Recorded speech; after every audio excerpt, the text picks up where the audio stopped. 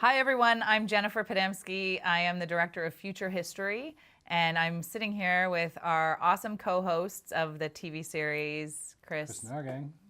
Sarain. And we're here to do a little bit of a chat about today's episode, which was language, and share with you some anecdotes from the road, behind the scenes, things you might not have seen, or feelings we might have been hiding from each other at the time. So speak now. Well, Language.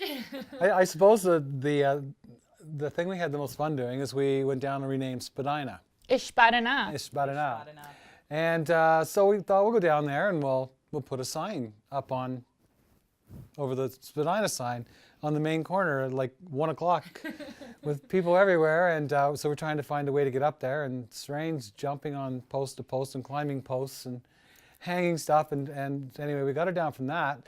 And then we decided we picked a corner. We did a little filming. And then I boosted Sarain up on my shoulders, basically, to hang the sign. And we did a little more film. And then as we saw the police coming, Sarain went back up the pole and took the sign down. So that was our renaming ceremony that day. It was kind of fun. It was exhilarating. Yeah, it was exhilarating. Yeah. But I love the work that they're doing at Ogamamakana. It's just so inspiring, and to see, we weren't able to see all of the signs that they had done, but to know that there are signs that represent the original language of this territory, staking a claim, or restaking a claim, reclaiming a stake. And one of the cool things that happened while we were filming is that since we've been filming, I've been watching all of these sort of new collectives that I was turned on to during the filming, have expanded even in the couple months since we wrapped. And so after we did that, I learned about this other walking tour that exists in Toronto, very similar to the one that Jamie's doing in Ottawa. And so I went on the walking tour, and now there's an entire app for the work that Suzanne's doing, but also this walking tours. And you can actually take tours in Toronto now in the language of places that have Indigenous knowledge. So I think it's cool, like you learn from something, and I hope this happens to other people when they're watching, is that they learn about a collective or an amazing community that's doing something, and then they get to follow up and continue to engage in that work. Like I feel so honored that I feel like I know so much, and then yet there's still so many things that were brand new to me. Yeah. But in terms of like ways, maybe feelings that we were hiding, I have to say that even though I feel like I have, the basis, that like little bit of language, and language has always been a part of my life and ceremony, I have huge amounts of guilt and shame around the language. And I find myself, every time I'm around language speakers, I even sometimes have to catch myself saying like, oh, I speak some of the language. And I can feel that feels really unauthentic, because the truth is that I'm not a speaker. I know what I need to know to get by, and I'm always so ashamed to admit that. And I'm 30 years old now, and I had told myself that I wasn't going to have kids unless I was fluent in the language, that their first language could be Ojibwe. And part of this episode was learning like that's not going to happen. Like, that's something I have to let go. And what that means is that I'll be learning with my children. Right. And so I don't think that it's like one or the other. But what struck me about that is that I have to learn how to speak the language like a child. Yeah. Like I'm never going to just speak. Right? I didn't learn to speak English like that. Yeah. I'm going to have to learn like a baby. Yeah. And so maybe it is going to be my babies that help me to find that. Well, I bought the CDs since then, and I actually have them in my vehicle and try and learn, and it is hard. And I find that if you don't have someone to speak with, it's even harder.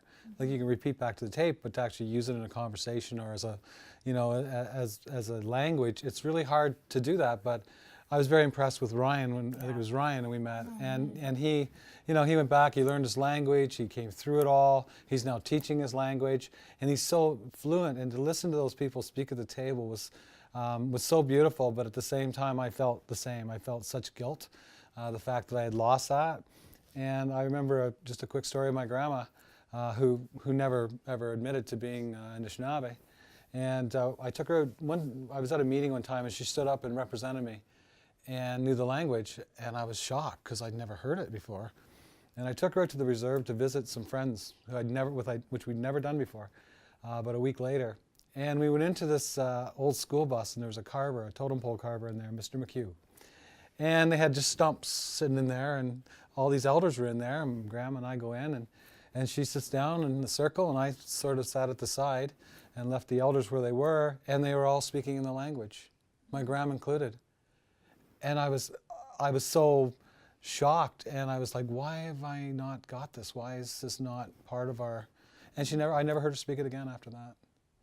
It was sad that was with her, and the shame that she felt because of the residential school and the pressure of the culture and the racism made her not speak her own language. So I at the same time, I was sad when we did the show. I was happy to see it revitalizing, and I was hoping that she was watching and knowing that I was on this quest to see that, you know. So that, for the language, I mean, it's a sad thing when we lose that, and I think we need to revitalize the language before we can feel whole again. The one thing I learned through this episode, and that was probably in large part because, well, Gabe and actually all of them, Susan and Ryan, explaining that learning the language is about immersion. So it's not, you know, it's not like taking a course. I mean, those are all good steps, but immersing yourself in the language is first and foremost, in, you know, to reclaiming that. And that's a big, big job. And it's daunting, but possible. Well, Sarain, you learned a lot while we were on the road. I mean, I remember when we first started, and you know, the first couple of words, it was just, you know, Bojo and, you know, Miigwech and little things like that. But as we went along, you really tried hard. I watched you and I listened to you. You tried very, very hard to learn the language. And I was proud of what you did because you learned a lot while we were out there.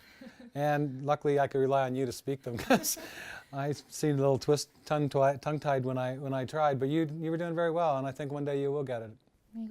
I think that it's trusting, right? Like, I think I know a lot more than I am willing to speak because I'm always afraid. And this is part of the flip side of ceremony and responsibility, is that this may not be my lodge, but this is definitely something about my personality, is that I feel a huge amount of responsibility. And so I feel like if I can't do it right, I shouldn't do it. And so if I don't know if I'm going to say it absolutely perfect, that maybe I shouldn't do it, and it's going to make me emotional. But what I'm learning now is that those kinds of hard lines, there's actually no place for hard lines in our ceremonies anymore. And there's actually no place for hard lines with our youth anymore, because our young people are coming to us and they don't know how to do it, and the elders aren't doing it perfect either because they're also reclaiming. And so we need to stop guilt tripping our young people, because we're never going to reclaim anything if we're afraid that we're going to do it wrong all the time. And so for me, like, I'm letting go of that. I'm not going to be afraid to do it wrong, because if I'm afraid to do it wrong, I'm not going to do it. And if I don't do it, it's going to be gone. Yeah. It's like in the arts episode, Tamara was saying, we just have to speak our voices. We just have to, you know, we don't have to be ashamed anymore. And that's part of it. It's terrifying, but it's so important. And you're right, it's about opening your arms and, you know, making mistakes and letting other people make mistakes, and not shaming people for not knowing. And if you have a favorite thing that you've been learning in the language, I know I keep doing these shout outs, but like, maybe you don't have anyone to talk to, but maybe you've been learning your language. I would love to see those videos if you want to just speak the language to us, even if it's not perfect. I'll try and speak back to you on videos too, even if it's on my personal site or from any of our socials. Let's talk in our crazy, messed up, maybe not so perfect way, but let's start to have conversations in the language. Our show is teaching that, and maybe if you pick up some of the language that we're offering and you want to try it, please speak to us. And you can email us at talkingstick@futurehistorystv.ca. Let's start talking together. Awesome. Thanks for watching.